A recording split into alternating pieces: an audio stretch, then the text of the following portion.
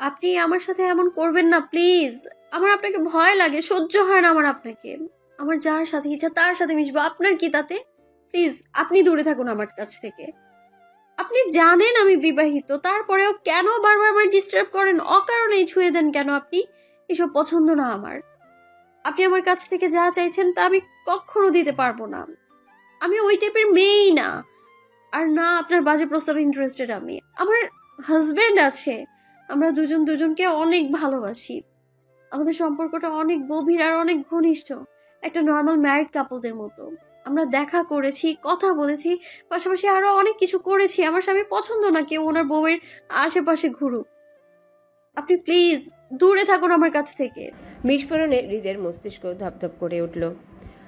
জ্বলে ওঠা রাগ দপ করে নিভে গিয়ে মস্তিষ্ক সক্রিয় হয়ে জানান দিল সে কখন ঘনিষ্ঠ হলো বউয়ের সাথে, কখন ভালোবাসার লেনদেন করলো তারা, এত কিছু কবে করলো হৃদ। বিস্ফোরণে মায়ার কলার চেপে ধরা হৃদের হাতটা হালকা ঢিলে হয়ে আসলো, একেবারে ছেড়ে দিল না।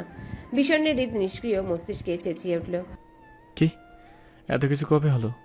মায়া মনে করলো হৃদ মায়ার মিথ্যা কথা বিশ্বাস করেছে। মায়া নিজের স্বামীর সাথে জড়িয়ে পড়েছে এমনটা শুনলে হয়তো হৃদ আর মায়ার পিছনে ছুটবে না, আর না মায়াকে ডিস্টার্ব করতে চাইবে। মায়া নিজের কান্না থামালো, হৃদকে নিজের থেকে দূরে করতে চেয়েও আরো কিছু মিথ্যা কথা গুছিয়ে নিল মনে মনে। নাক টেনে নিজের ফুপানো আটকে বলল, হয়েছে মাসখানেক হবে। উনি নিজ থেকে আমার সাথে যোগাযোগ করেছে, কথা বলেছে, দেখা করেছে, তারপর আরো অনেক কিছু হয়েছে আমাদের। উনি বলেছে আপু আর ফাহাদ ভাইয়ের বিয়েটা শেষ হলেই আমাদের বাসায় বিয়ের প্রস্তাব পাঠাবে আপুর কাছে। আসলে উনি অনেক চিন্তিত, যদি আমাদের দুজনের পরিবার আমাদের সম্পর্কের কথা জানার আগেই আমি প্রেগনেন্ট হয়ে যাই, তাহলে তো বিষয়টা খারাপ দেখা যায়। মায়ার কথার মাঝে বিস্ফোরণে হৃদ স্তব্ধতায় চেঁচিয়ে বলল, প্রেগনেন্ট? কে প্রেগনেন্ট? আমি। কি? হুম। রাগে দুঃখে হৃদ মায়ার কলার ছেড়ে ধাক্কা মেরে নিজের থেকে সরিয়ে দিতে দিতে মেজাজ দেখিয়ে বলল, ধরলাম না, ছুলাম না, কিছু করলাম না, এরকম বাবা হচ্ছে? সেই সেই হৃদ রাগে একই শব্দ বারবার উচ্চারণ করছে। মায়া হৃদের আচানক ধাক্কার তাল সামলাতে না পেরে দেয়ালের সঙ্গে গিয়ে পিঠ ঠেকল। অল্প ব্যথাও পেয়েছে পিঠে, তবে সেটা সহনীয়। মায়া দেয়াল ধরে দাঁড়াতে দাঁড়াতে হৃদের কথাগুলো কানে আসলো। মায়া হৃদকে শুধিয়ে বলল, আপনি না, আমার স্বামী বাবা হবে। হৃদ রাগে দুঃখে বলে, একটা বাড়ি দাও আমার মাথায়, স্মৃতিশক্তি হারিয়ে যাবে। মায়া দেয়াল ঘেঁষে দাঁড়িয়ে মিনমিন করে বলল, আমি পারবো না। সে শালা জিন্দিগি কিচ্ছু করার আগেই বদনাম হয়ে গেল। মায়া গোল গোল চোখে হৃদের দিকে তাকিয়ে রইল। হৃদ যে রাগে তোরে এসেছিল ঠিক সেই ধাঁচে হনহনি আবারও চলে গেল। মায়া হৃদের যাওয়ার দিকে তাকিয়ে রইল শুধু। হৃদ যখন বিকট শব্দ তুলে দরজাটা ঠাস করে লাগালো, তখন মায়ের সাথে সাথে দেয়ালগুলো যেন কেঁপে উঠেছে সেই তোপে। মায়া হৃদের হাত থেকে প্রাণে বাঁচতে পেরে বুকের উপর একটা হাত রেখে প্রশান্তি নিঃশ্বাস ফেলল। যাক, অবশেষে ওই হৃদকে মিথ্যা বুঝাতে পেরেছে তাহলে। এবার মায়ার পিছনে না আসলেই হয়। একটা সুন্দর সকালের সূচনা। সকাল 6টা কি 6:30টার ঘরে। ভোরের মিষ্টি রোদের সঙ্গে ফুরফুরে বাতাস এসে বয়ে যাচ্ছে দক্ষিণের জানালা দিয়ে। কে যেন দক্ষিণের জানালাটা খুলে পর্দা সরিয়ে দিয়ে গেল, নাকি গভীর রাতের ফোন আলাপের শেষে জুই জানালাটা বন্ধ করতে ভুলে গেছে জানে না মায়া। জানালা দিয়ে ভেসে আসা সকালের মিষ্টি রোদ যেমন মায়ার আরামের ঘুমে ব্যাঘাত ঘটাচ্ছে, ঠিক তেমনই দক্ষিণা হাওয়ায় ফুরফুরে বাতাসে শরীরে আরাম তুলছে। মায়া সকালের আরামদায়ক ঘুমের রেশ কাটাতে না পেরে চিত হওয়া থেকে মুহূর্তে উপর হয়ে শুলো বালিশে মুখ গুজে।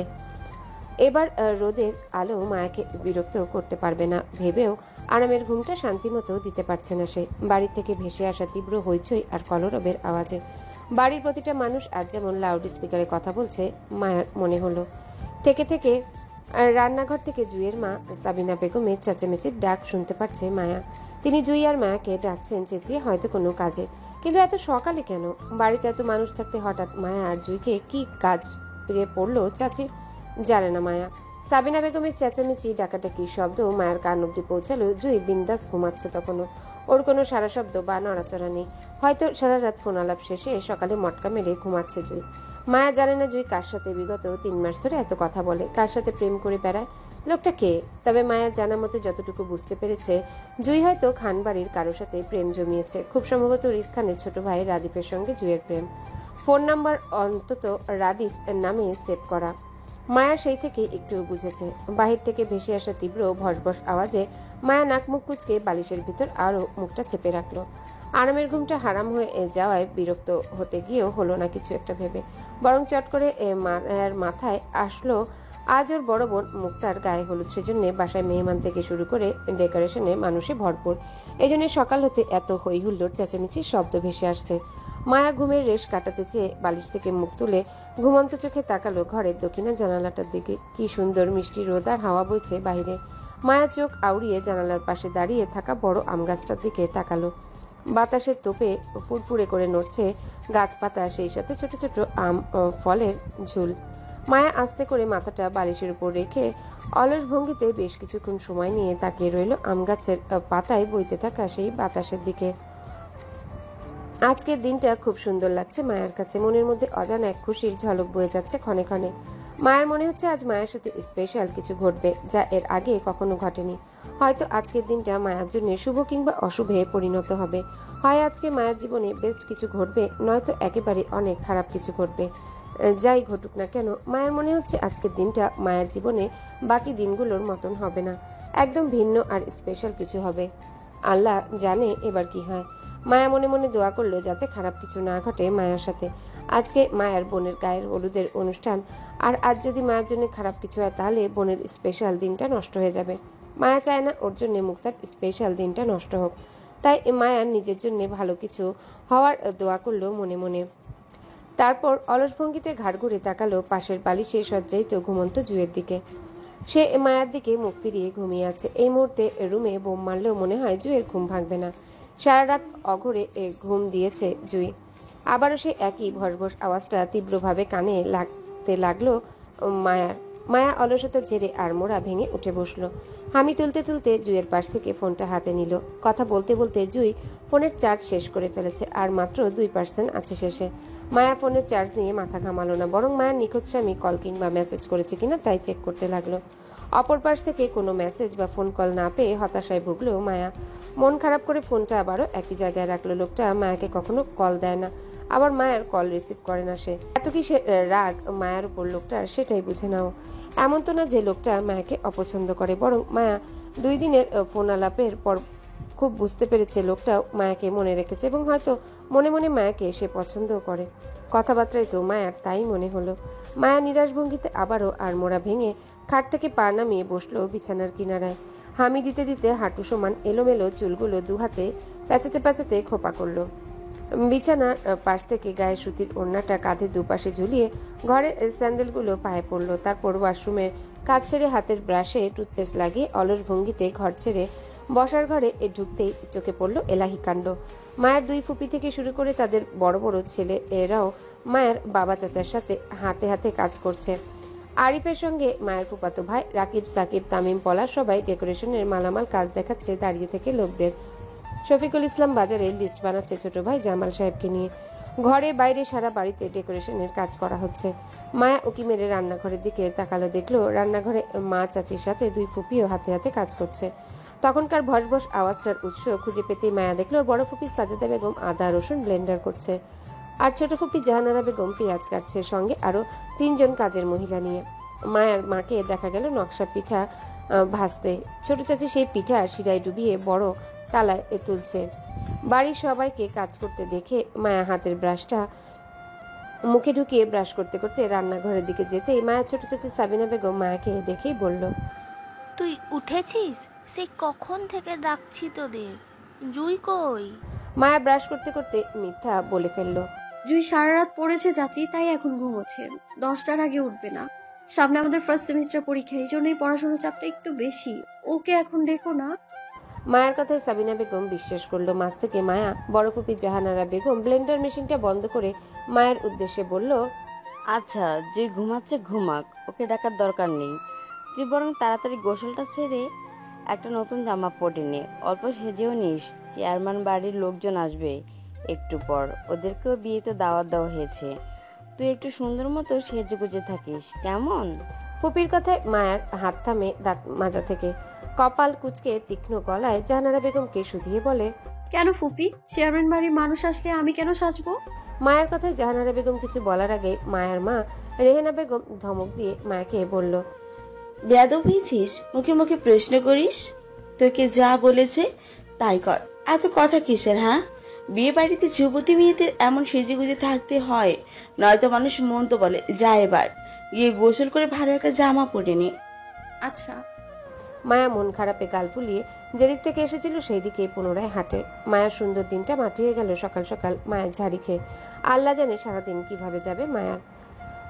মায়ের কথা মতো মায়ার গোসল সেরে গাঢ় সবুজ রঙের একটা 3 পিস পরে নিল। সাজুগুজু করতে চেয়েও করলো না, কারণ মায়া এখন সাজবে আবারও সন্ধ্যায় হলুদের অনুষ্ঠানের জন্যে, আবারও সাজতে হবে বলে এখন আর সাজলো না। মায়াকে সাজতে না দেখে রেহানা বেগম ধমক দিতে গিয়ে আবার দিল না।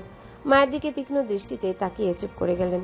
মায়া এমনি অনেক সুন্দর, সাজুগুজু ছাড়াই মায়াকে চোখে লাগার মতন সুন্দর লাগছে বলে তিনি আর কথা বললেন না, বরং চুপ থাকলো। মায়া নাস্তা খেয়ে সারা বাড়ি ঘুরঘুর করতে লাগলো আরিফের পিছন পিছন। জুই ঠিক 10টার দিকে ঘুম থেকে উঠলো, খেয়ে দিয়ে মুক্তাকে নিয়ে বসলো। ততক্ষণে বিয়ে বাড়িতে মেহমানদের সংখ্যা আরো বাড়ল। মায়ার নানুর বাড়ি চট্টগ্রাম থেকে মানুষজন উপস্থিত হলো কিছুক্ষণ আগে। ওনারা রাতে ট্রেনে সকালে এসে পৌঁছে আশুগঞ্জ। হইচই করে পুরো বিয়ে বাড়ি মেহমানে ভরপুর হলো। মায়ার চাচাতো খালাতো ফুফাতো এবং নিজের স্কুলের বান্ধবী সকল মেয়েদের জন্য আরিফ একই রঙের শাড়ি কিনে এনেছে হলুদের অনুষ্ঠানে পরার জন্য, আর ছেলেদের জন্য একই রঙা পাঞ্জাবি। মুক্তার বিয়ের স্টেজ করা হয়েছে মায়াদের বাড়ির বড় উঠানে। ভারী ফুলের ডেকোরেশনে উজ্জ্বল পরিবেশ, দেখতে চমৎকার সুন্দর দেখাচ্ছে সবকিছু। মায়া সারা বাড়িতে ঘুরঘুর করে বিয়ে বাড়ির ডেকোরেশন দেখলো। চেয়ারম্যান বাড়ি থেকে মানুষজন এসেছিল প্রায় 11টার দিকে, তাও নাদিমকে নিয়ে 10-12 জনের মতো। তারা এসে মায়াদের বাড়িতে 2 ঘন্টার মতো থেকে আবারও চলে গেল। মায়াকে দেখে কিছু অর্থ আরেকটা শাড়ি উপহার দিয়ে গেল বোনের গায়ে হলুদে পড়তে। উপহারগুলো নেওয়ার সময় মায়া শুধু বোকার মতো তাকিয়েছিল নিজের মায়ের দিকে। রেহানা বেগম মায়াকে চোখ রাঙিয়ে উপহারগুলো নিতে ইশারা করলে মায়া হাত বাড়িয়ে শাড়ি আর অর্থগুলো হাতে তুলল। বোকার মতো শুধু চেয়ে রইল চেয়ারম্যান বাড়ির মানুষজনের কর্মকাণ্ডের দিকে। যে যা বলছিল মায়া শুধুই করেই যাচ্ছিল পুতুল বনে। চেয়ারম্যান বাড়ির মানুষজনদের আন্তরিকতার পঞ্চমুখ মায়ের আত্মীয় স্বজন। তার থেকে বেশি প্রশংসা করলো নাদিমের। ছেলেটা দেখতে বেশ সুন্দর, স্মার্ট আর লম্বাটে গঠনের। নাদিমকে দেখে মায়ের আত্মীয় স্বজনদের বেশ ভালো লেগেছে সবার। মায়ের সাথে নাদিমকে মানাবে ভালো এই প্রশংসাও করলো। সারাদিন ভর হইচই আর ব্যস্ততায় কাটলো সবার সময়। পার্লার থেকে মেয়েরা আসলে বিকাল থেকে সাজুগুজু ধুম পড়লো মায়ের কাজিনদের মধ্যে, কারণ সন্ধ্যা নাগাদ কনে পক্ষ থেকে এক গাড়ি মেয়ে ছেলে মিলে যাবে ফাহাদের বাড়ি হলুদের ডালা নিয়ে। সেজন্য যারা বরের বাড়ি যাবে সেই সকল ছেলেমেয়েরা আগে আগে সেজেগুজে নিচ্ছে, কারণ মায়াদের বাড়ির মানুষজন যাওয়ার পর ওদের সাথে আবার বরের বাড়ির মানুষজন আসবে মুক্তাকে হলুদ লাগাতে। আশুগঞ্জ টু ঢাকা যাতায়াতে সময় লাগবে করে সিদ্ধান্ত নিল বইয়ের বাড়ি থেকে মায়ারা আগে যাবে ফাহাদের বাড়ি, তারপর মায়াদের সঙ্গে বরের বাড়ির মানুষজন আসবে গাড়ি নিয়ে। হইচই করে বাড়ির সকল মেয়েরা এক রঙা শাড়ি আর অর্নামেন্ট গায়ে জড়ালে মায়া জুই পড়ল একদম ভিন্ন। দুবোন একই রকম দেখতে বাসন্তী কালার মসলিন জামদানি জড়ালো গায়ে। শাড়ি দুটো বেশ দামি, আরিফ সেদিন ঢাকা থেকে কিনে দিয়েছে বোনদের। জুই শাড়ির সাথে অর্নামেন্ট পরেও খুলে রাখলো। মায়ের মতো করে সেও সিম্পল সাজলো একইভাবে। মায়া নিজের বাসন্তী রঙা শাড়ির সাথে একই রকম দেখতে গাঁদা ফুলের মালা দুটো 2 হাতে পরল। মুখে হালকা পাতলা মেকআপ করে, ঠোঁটে টকটকে সিঁদুর লাল লিপস্টিক দিয়ে চোখ মুখে মোটা করে কাজল টানলো। মায়া বরাবরই মাথায় হিজাব পরে বেড়ায়। স্কুল কলেজ এমনকি কোথাও গেলেও হিজাব পরে চলাচল করে। খানবাড়িতে যতবার গিয়েছে ঠিক ততবারই মায়া ড্রেসের সাথে হিজাব পরে গিয়েছে। তবে আজ হাতে বাসন্তী রঙের হিজাব নিয়ে দাঁড়িয়ে রইল। পরবে কি পরবে না সেই নিয়ে দ্বিধা কাজ করলো। তারপর এই নিয়ে জুইকে জিজ্ঞাসা করতে জুই নিষেধ করলো আজ হিজাব না পরতে। মায়া কেমন দিমনা করে হাতের হিজাবটা রেখে দিল, তবে চুলগুলো খোলা রাখলো না, সুন্দর খোপা করে তাতে গাঁদা ফুলের একটা মাথা পেঁচালো। কপাল থেকে গালের উপর 2 গাজি কাটা চুল ফেলে কানে ছোট ঝুমকা পরে সাজটা কমপ্লিট করে জুইয়ের দিকে তাকাতে জুই কানে ঝুমকা পড়তে পড়তে মায়াকে দেখে হাত থেমে গেল মুহূর্তে। মায়ের দিকে চোখ বড় বড় করে তাকিয়ে থেকে আচানক হেসে বলে উঠল, বাপরে আগুন, মাশাআল্লাহ। জুইয়ের কথায় মায়া ঠোঁট প্রসারিত করে হাসলো। জুই কানের দুল পড়তে পড়তে মায়ার শাড়ির কুচি ঠিক করে দিল। 2 বোন একই রকম সেজেগুজে রুম থেকে বের হতে সবাই মাশাআল্লাহ বলে বলে মুখরিত করলো। মায়ার ছোট ফুপি 2 ভাতিজির নজর কাটলো ধুপিয়ে। মায়া জুইকে সাবধানে যেতে বলে আরিফকে ডেকে পাঠালো মেয়েদের নিয়ে যেতে। মায়ার সকল কাজিন ছেলে মেয়ে মিলিয়ে 15 জনের মতন হলো। এক গাড়িতে সকল মানুষ আটবে না বলে ঠিক করলো আরও একটা গাড়ি নিয়ে যাবে।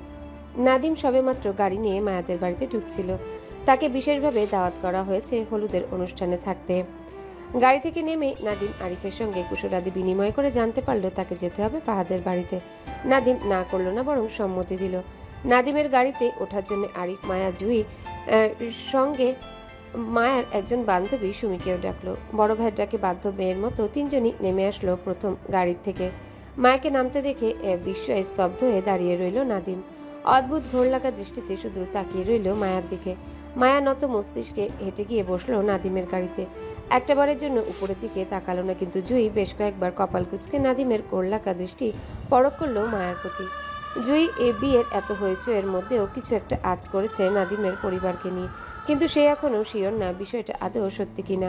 জুই গাড়িতে বসতে বসতে আবারও তাকালো নাদিমের দিকে। সে এখনও থমকে গিয়ে তাকিয়ে মায়ার দিকে, আর মায়া নিজের কাজে ব্যস্ত। ওর প্রতি কার কী দৃষ্টি সেটাতেও দেখতে চাইল না। মায়া গাড়ির পেছনে চেপে বসলো জুইকে জায়গা দিয়ে, আর জুই মায়ের পাশে বসতে বসতে সুমিকে জায়গা দিল, নিজের পাশে বসালো। নাদিম আসিফের ডাকে হুঁশ ফিরে ঘাড় চুলকে ঠোঁট কামড়িয়ে হাসলো। আরিফ পাশের সিটে বসতে নাদিম ঘুরে গিয়ে ড্রাইভিং সিটে বসলো। গাড়ির স্টিয়ারিং ঘোরাতে ঘোরাতে মিরর দিয়ে আরও একবার মায়াকে দেখে নিল। সন্ধ্যা 7টা। অবস্থানটা ফাহাদদের নিজস্ব বাড়িতে। এবার বিয়ের আয়োজন খান বাড়িতে নয়, বরং ফাহাদদের নিজস্ব বাড়িতে করা হচ্ছে। মুক্তা ফাহাদের বিয়েটা যেহেতু আগেই হয়েছিল, সেক্ষেত্রে পুনরায় বিয়ে হবে না, শুধু নিয়ম মেনে আনুষ্ঠানিকভাবে বিয়ের আয়োজন হবে। আর এই বিয়ের অনুষ্ঠানটা খান বাড়িতে নয়, বরং ফাহাদের নিজস্ব বাড়িতে হচ্ছে। সময়টা সন্ধ্যা 6টা পার হয়ে 7টার ঘরে পৌঁছালো। ফাহাদদের বাড়িতে মায়েরা পৌঁছেছে আরও ঘন্টাখানেক আগে। এর মাঝে মায়াদের মেহমানদারি প্রায় শেষ। ফাহাদের বাড়িতে এসে মায়া সকলের দেখা পেল, এমনকি হৃদের কাজিন হিসেবে শ্রেয়াকেও ফাহাদের বিয়েতে উপস্থিত পেল। বিশাল আয়োজনে মুখরিত ফাহাদের শেখ বাড়ি। পুরো 3তলা ভবনটি ফেরি লাইট থেকে শুরু করে ভারী ডেকোরেশনে সাজানো হয়েছে সামনের গেট পর্যন্ত। 3তলা ভবনটি সম্পূর্ণ ফাহাদের বাবার। এই বাড়িতে মায়া আজ প্রথম আসলো। আগের বার মুক্তা ফাহাদের আঁকতের সময় খান বাড়িতে এসেছিল, তাই মায়ার কখনো ফাহাদের নিজস্ব বাড়িতে আসা হয়নি। বিয়ে বাড়িতে মায়া অসংখ্য মেহমানদের আনাগোনা দেখতে পেল। শুধু বাদ রইল রিদ খান আর আসিফ। রিদ খান নেই, তার মানে আসিফও আসবে না। মায়া বুঝে না রিদ খান এত সমাজ ছাড়া কেন। নিজের ফুফাতো ভাইয়ের বিয়েতে অ্যাটেন্ড হবে, তাতে এত তাল বাহানা করে কেন। এই লোককে কোথাও নিয়ে যেতে চাইলে যেতে চায় না কেন সে। পারিবারিক অনুষ্ঠানও কেউ মিস করে বুঝি, কি জানি। ফাহাদের হলুদের স্টেজ করা হয়েছে বাড়ির ছাদে। মায়া ছাদের এক কোণ স্টেজের পাশে দাঁড়িয়ে রইল, হাতে হলুদের ডালা নিয়ে। সবাইকে নিচ থেকে নিয়ে আসবে ঢোল বাজিয়ে, তাই আপাতত ছাদে তেমন কেউ নেই, সবাই নিচে। হাতে গোনা 10-12 জনের মতো হবে ছাদের আশেপাশে ছড়িয়ে ছিটিয়ে দাঁড়িয়ে। মায়া হাতের ডালাটা নিয়ে আশেপাশে তাকালো। সন্ধ্যায় ফুরফুরে ঠান্ডা হাওয়া গায়ে অদ্ভুত ভালো লাগা সৃষ্টি করছে। আজ সারাদিন ঠান্ডা হাওয়া বইছে। মায়া আবারও মনে হচ্ছে আজ ভালো কিছু নয় তো ভালো কিছু হবে ওর সাথে। মায়া ভারী নিঃশ্বাস ফেলে অনুসন্ধান চোখে জুইকে খোঁজ করলো। ডালা হাতে আশেপাশে বেখেয়ালি চোখ বুলালো। তখন দেখা গেল ফর্মাল গেটআপে হৃদকে সিঁড়ি বেয়ে উপরে উঠতে। হয়তো এখনো মায়াকে লক্ষ্য করেনি, কিন্তু মায়ের চোখ ঠিকই পড়ল গুরু গম্ভীর আর মেজাজি হৃদকে। হৃদ ধুপধাপ পা ফেলে বিরক্তিতে চোখ মুখ কুচকে কানে ফোন চেপে কথা বলতে বলতে উপরে উঠছে। মায়া খুব আস্তে করে ওর বেখেয়ালি দৃষ্টি হৃদ থেকে সরিয়ে নিতে গিয়েও আবারও তাকালো কি মনে করে। পুরো কালো গেটআপে এসেছে হৃদ, 2 হাতের শার্ট কনুই পর্যন্ত টেনে গুটানো, গায়ের কোটটা হাতের মুঠোয় ঝুলিয়ে। মায়া ভাবলো এই লোক কি সোজা অফিস থেকে এসেছে এখানে? লোকটা কি ক্লান্ত? দেখে তো তাই মনে হচ্ছে মায়ার। মায়া কৌতূহল দমাতে ধীরেই হৃদ থেকে নিজের দৃষ্টি ঘুরাতে মুহূর্তে কানে আসলো কিছু পড়ার শব্দ। মায়া চমকে উঠল। মুহূর্তে ঘাড় ঘুরিয়ে তাকাতে দেখতে পেল হৃদের ফোনটি ততক্ষণে মাটিতে পড়ে আছে, আর হৃদ থমকে যাওয়ার মতন স্তব্ধ হয়ে ওর দিকে চেয়ে আছে। মায়া থতমত খেয়ে গেল হৃদের থমকে যাওয়া দৃষ্টিতে চোখ পড়ে। জড়তা আর অস্বস্তি বোধে হাসফাস করে দৃষ্টি ঘোরালো। মায়ের এত অস্বস্তি বোধও হৃদ নিজের দৃষ্টি সরালো না। মূলত এই নিয়ে হৃদের মাঝে পরিবর্তন ঘটল না। সে একইভাবে মায়ের দিকে থমকে যাওয়া ভঙ্গিতে তাকিয়ে। মায়া আর চোখে হৃদের দিকে তাকালো, সাথে সাথে চোখ মিলল হৃদের দৃষ্টিতে। মায়ের অস্বস্তি বাড়ল। হাসফাস করে ডালা হাতে হৃদের দিকে পিট করে বেঁকে দাঁড়ালো। মায়া বুঝতে পারছে হৃদ এখনো অদ্ভুত দৃষ্টিতে তাকিয়ে আছে ওর দিকে। মায়া হাতের ডালাটা স্টেজের সামনে আস্তে করে রেখে হৃদের চোখের সামনে থেকে পালাতে চাইল। মিনমিন করে আস্তে ধীরে ছাদে অপর কোণায় যেতে চাইল, কারণ সিঁড়ি বেয়ে নামার কোনো উপায় নেই। হৃদ সিঁড়িঘরের দরজায় দাঁড়িয়ে। আসিফ হৃদের পিছন পিছন উঠে আসলো ছাদে। হৃদকে থমকে যাওয়া ভঙ্গিতে দাঁড়িয়ে থাকতে দেখে এগিয়ে আসলো সেদিকে। হৃদের ফোন নিচে পড়ে থাকতে দেখে দ্রুত পদে সেটা হাতে তুলে দেখলো ঠিক আছে কিনা। যখন ঠিকঠাক দেখতে পেল তখন সুস্থির হলো। তবে বেশ সন্দেহ হলো হৃদের থমকানো মনোভাব দেখে। হৃদের ফোনটা এগিয়ে দিতে দিতে আস্তে করে ডেকে বলল আসিফ। ভাই আপনার ফোন। আসিফ এর ডাক হৃদের কান অব্দি পৌঁছালো কিনা সন্দেহ। আসিফ পুনরায় হৃদের মনোযোগ পেতে ডাকলো। হ্যালো বন্ধুরা, পরবর্তী পার্ট খুব তাড়াতাড়ি আসবে, তো সবাই অপেক্ষায় থাকো। আর চ্যানেলটি যারা এখনো সাবস্ক্রাইব করোনি তারা পরবর্তী পার্ট দেখার জন্য চ্যানেলটি সাবস্ক্রাইব করে রেখো। ধন্যবাদ সবাইকে, আমাদের সাথেই থেকো।